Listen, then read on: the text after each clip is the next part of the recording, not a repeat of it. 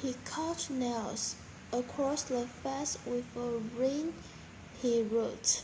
Water and booze flew about wildly everywhere, and men noticing of films about men eating fish. She heard the sound of wet feet running along the side of the pool as everyone came to watch. But Nutty turned away. She did not want to see. She heard shouts, bad languages, and more shouts. Then the lifeguard saw what was happened and jumped into the water. Suddenly, two bodies fell through the air and came to rest on the side of the pool. Help there by the lifeguard's large hand, and don't come back for a week.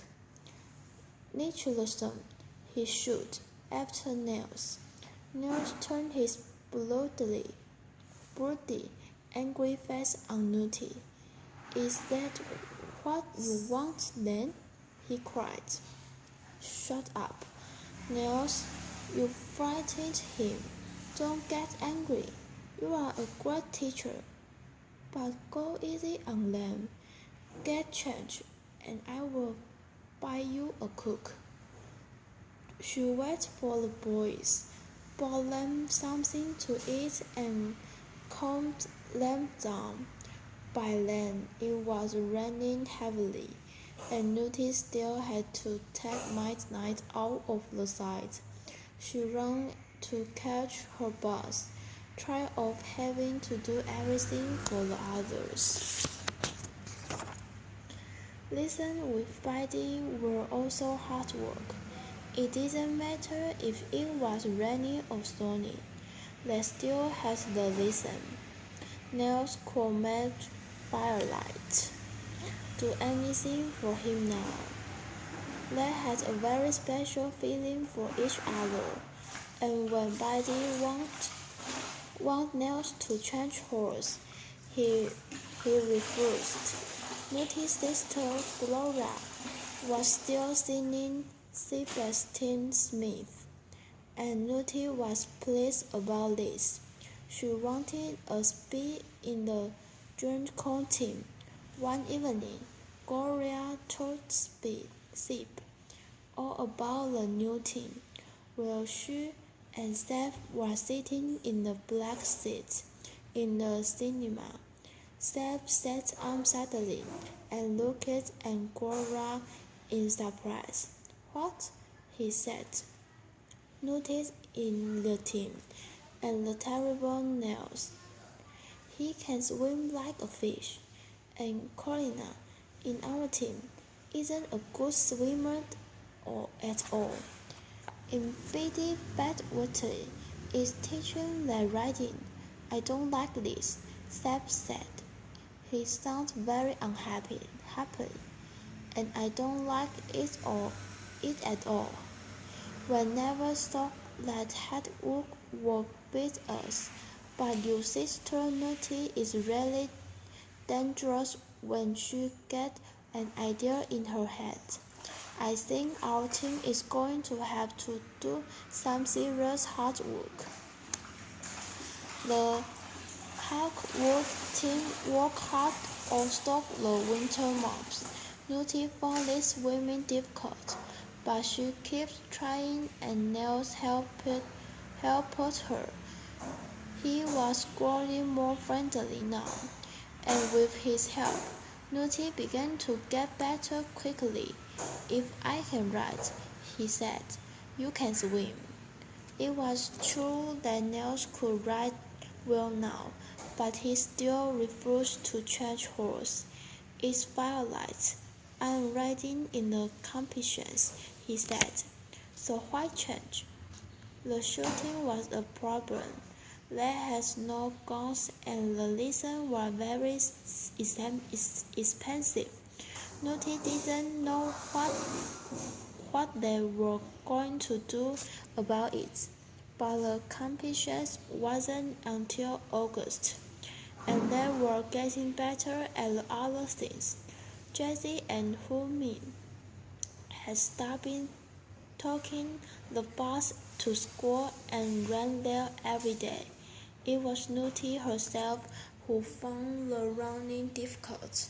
So winter passed and spring came. More people started coming to the swimming pool, and this meant that it was always crowded. It was all right for Seb Smith and his team. The Smiths had a pool in their garden, so the Greekos team could swim there. Nutty saw their pools one night when she was riding near the Smith's horse.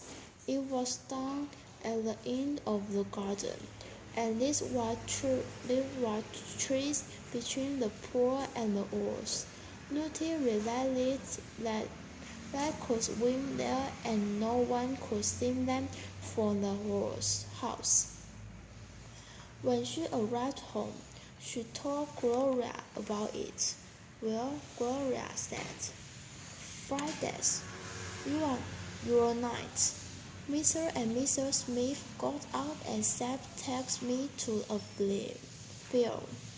The place is empty by 7, so every Friday night, Nutty's team used the Smith pool.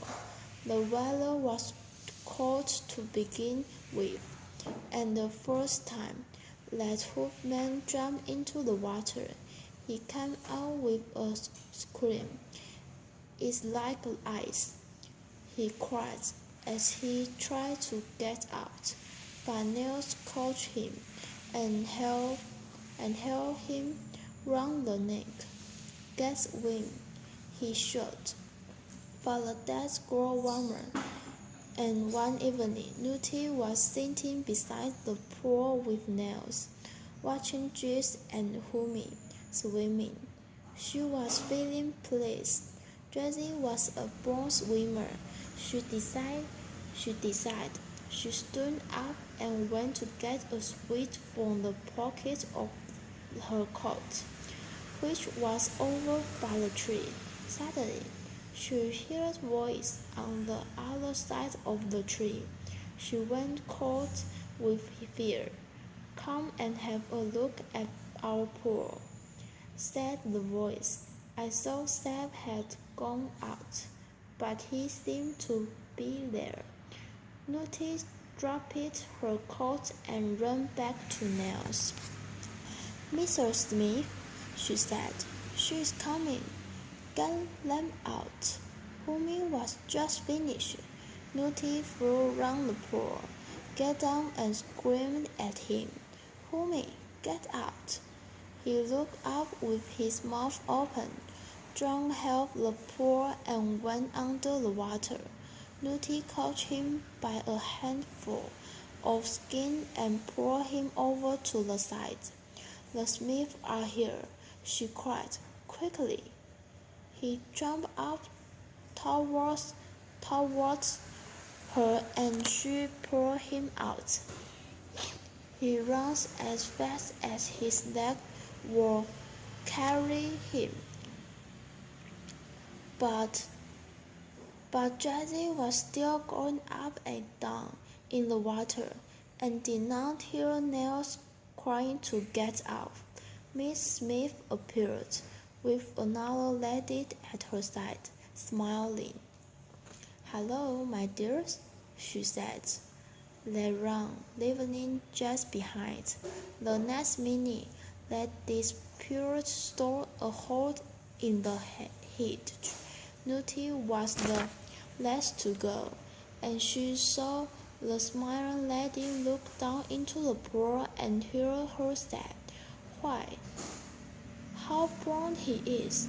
Have you been to Spain for the holidays?" They flew down the street, but came to a stop when an old man, who was taking his dog for its every evening walk, gave them a very strong look.